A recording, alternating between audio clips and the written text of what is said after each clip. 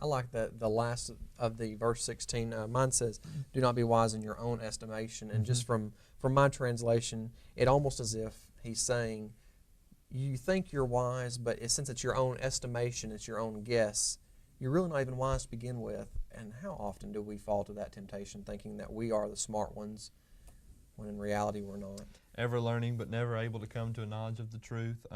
In Romans chapter 1, about verse 20, Paul would say, professing themselves to be wise, they became fools. And you know, it's along this line of thinking, Paul is warning us here, hey, humble yourselves, don't be wise by your own estimations.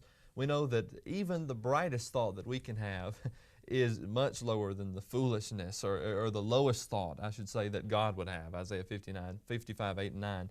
And so we need to humble ourselves, not only so we realize our place with other people, but ultimately that could lead to us not knowing our place in reference to God. Pride, not just in our actions, but also in our words, will come before that fall. So as we continue on then, let's look at verse 17 and following.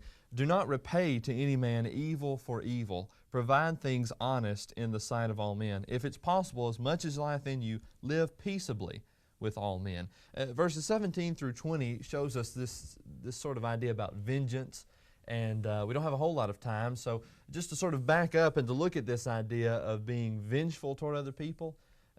We live in a world of you scratch my back, I'll scratch yours, and if you do something wrong to me, I'm going to retaliate and do something even worse, if not as bad, then even worse to you.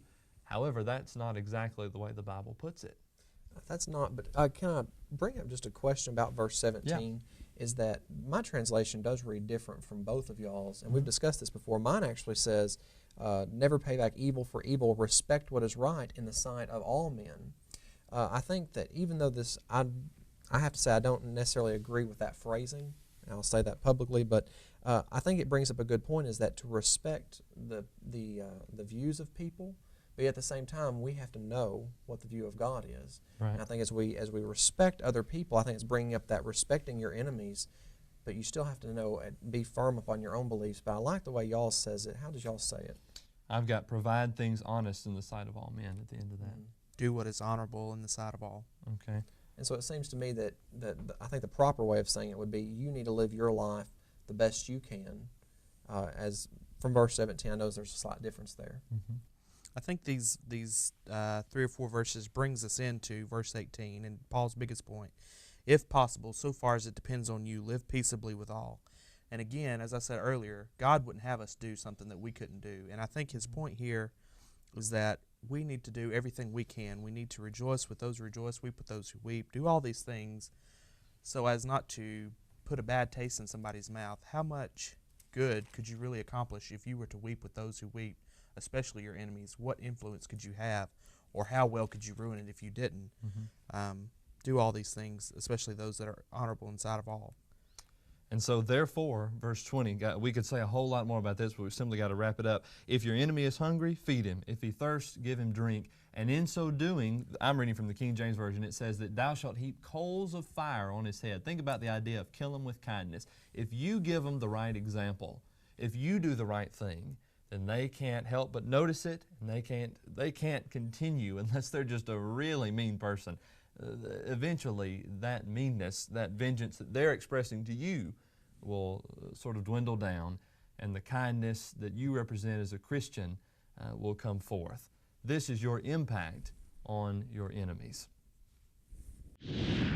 And so this brings us to this question: are you ready for impact? Verse 21, he sort of summarizes all of this together by saying, be not overcome of evil, but overcome evil with good.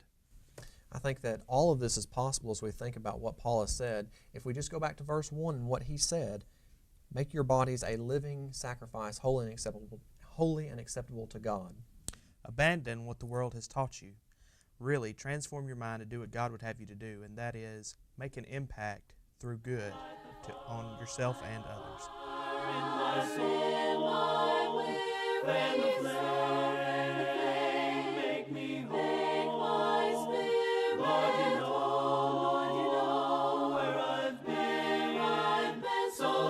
Fire.